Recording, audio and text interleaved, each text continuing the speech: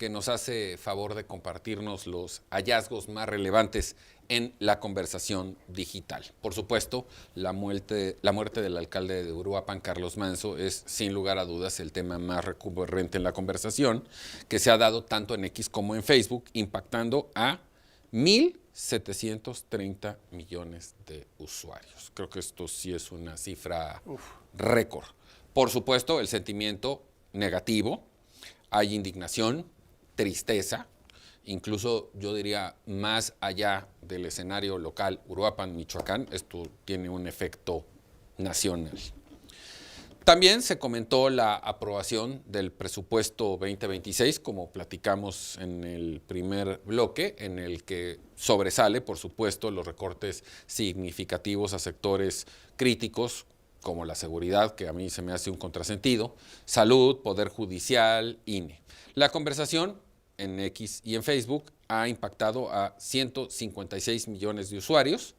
Los usuarios hacen comentarios negativos de frustración, evidenciando la desaprobación a las decisiones presupuestales y la preocupación por un impacto que tendrán, insisto, en la seguridad pública. Se menciona que el AIFA opera a solo el 30% de su capacidad, acentuando el impacto de la cancelación de rutas por parte de los Estados Unidos, y esto ha impactado a 21 millones de usuarios. El sentimiento, claro, negativo. Y nos vamos a las notas del día. Hay que decir que la Fiscalía de Michoacán informó que ya fue localizado y puntualizó con vida el exalcalde de Sinapecuaro, Alejandro Correa Gómez, que fue reportado desaparecido desde el 2 de noviembre y que, siendo muy sinceros, en la expectativa y en la experiencia, pues todos pensábamos que cuando fuera hallado sería con un desenlace fatal. Afortunadamente está vivo. Hugo. Así es. Bueno, él también se creó, obviamente, un clima fuerte de terror en Sinapecuaro, en hecho de que haya desaparecido. Y lo que tú comentas, en el sentido de que la última información es que no hay detalle, pero sí lo están atendiendo. No sabemos si fue secuestrado, no sabemos en qué forma, en qué estado está su salud y demás, pero ya es cuestión de horas para que se de toda esta información, ¿no? La gran noticia es que fue encontrado. Sí, por supuesto. Sin lugar a dudas. Sí.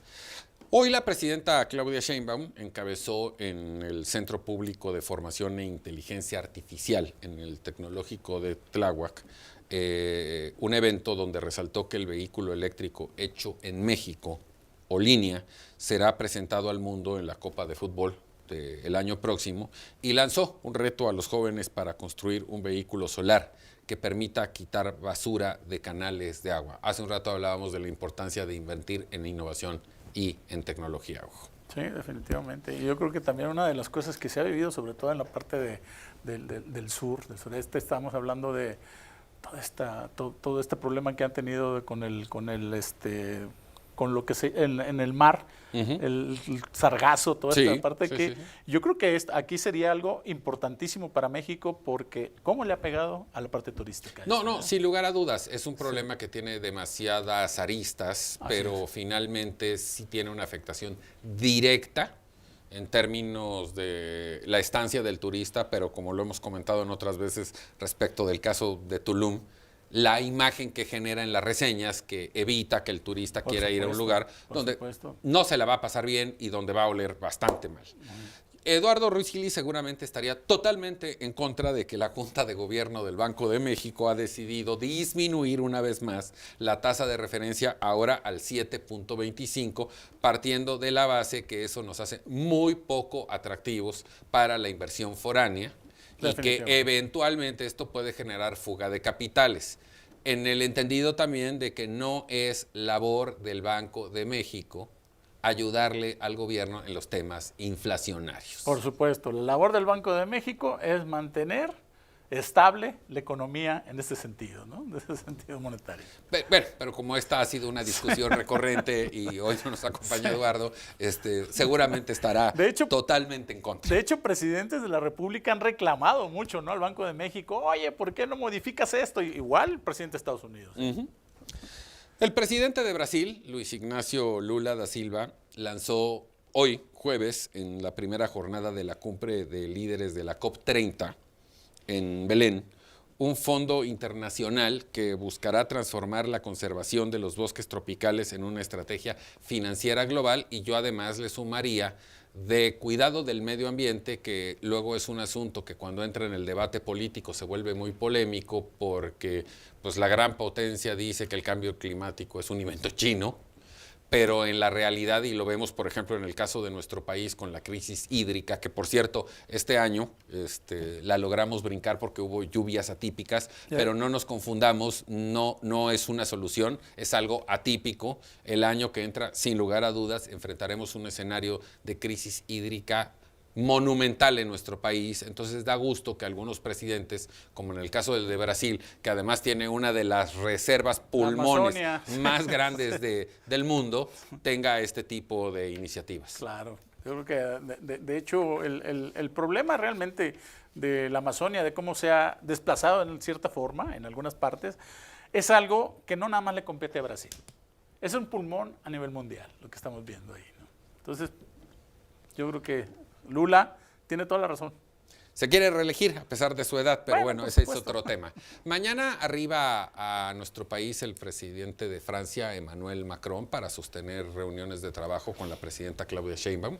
Además, con algún grupo de empresarios. Siempre hay que entender que la relación diplomática en función de fomentar relaciones es una buena noticia. Hay un punto adicional que tiene que ver, porque ya lo ha dicho nuestra presidenta, el particular interés que tenemos en recuperar códices que están en propiedad en este momento del gobierno francés, que para mí esa es la nota de color. Lo que yo celebro es que haya una nueva diplomacia económica en México, después de que el sexenio pasado simplemente nos cerramos al mundo, ¿sí? Y que hoy haya este tipo de encuentros y de diálogos. Francia es un país muy importante en el contexto global, con el que tenemos, no es lo más importante, pero tenemos una buen intercambio comercial, después de algunos antecedentes no muy agradables en la época de Sarkozy y de Calderón. Sí, entonces yo creo, mañana hay que estar atentos, que será una muy buena oportunidad para recuperar la relación con Francia, pero sobre todo en esta necesidad que tenemos de diversificar ante las amenazas constantes y permanentes de Donald Trump y de su gobierno, de ponernos aranceles y de estarnos presionando. Creo que es un buen logro diplomático, Hugo. Mira, y sobre todo que los presidentes, a diferencia de otros presidentes en Europa, los presidentes de Francia tienen muchísimo poder. La Constitución les da unos poderes plenipotentes, digo, no estoy comparando, no estoy diciendo que Francia sea la primera economía de Europa, pero tiene un poder de decisión el presidente que te puede anular inmediatamente el Parlamento, puede hacer una toma muy fuerte después de la Segunda Guerra Mundial. Y esto ha seguido. Entonces, ¿cuál es la importancia del personaje como tal cuando es presidente de Francia? La toma de decisiones que puede mover prácticamente todo. Están poniendo que Macron, por ejemplo, a escala, tiene mucho más poder que Luis XIV, ¿no? Que los monarcas, que cuando eran monarcas absolutistas, en este sentido, tiene mucho más poder, ¿no? Entonces, bueno, pues es alguien que puede resolverte las cosas y puede hacer una negociación, pero darte resultados, no tiene que viajar tanto a que le den permiso pues parlamentario. Y más allá del tema de los códices, que pues está muy bien. Sí. Pero como dices, es color. Aquí lo importante es en esta, insisto, necesidad de voltear a ver a otros mercados, de pensar en una alternativa que naturalmente por distancia, por afinidad y por muchas razones para México es Europa. Claro. Pues tener una muy buena relación con un gobierno con el que además tuvimos nuestros que veres, insisto, en la época de Calderón y de Sarkozy. Creo que es un buen esfuerzo diplomático, eso hay que reconocerlo. Yo sigo pensando que con el gobierno de la presidenta Sheinbaum hay una nueva estrategia diplomática de negocios.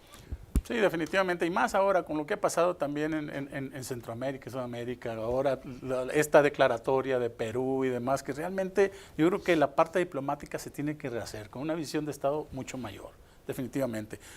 ¿Qué esperamos para hacerlo con España? En su totalidad, la verdad. Tenemos también no nada más hay una relación fuertísima, una comunidad mexicana muy fuerte, sino compartimos idioma. No podemos mantener una línea discursiva donde criticamos y rechazamos la intervención de unos, cuando nosotros con nuestros dichos, y me refiero a nosotros al gobierno, sí nos metemos en la vida interna de otros países, y no es un tema de tamaños porque Estados Unidos sea muy grande y Perú no lo sea.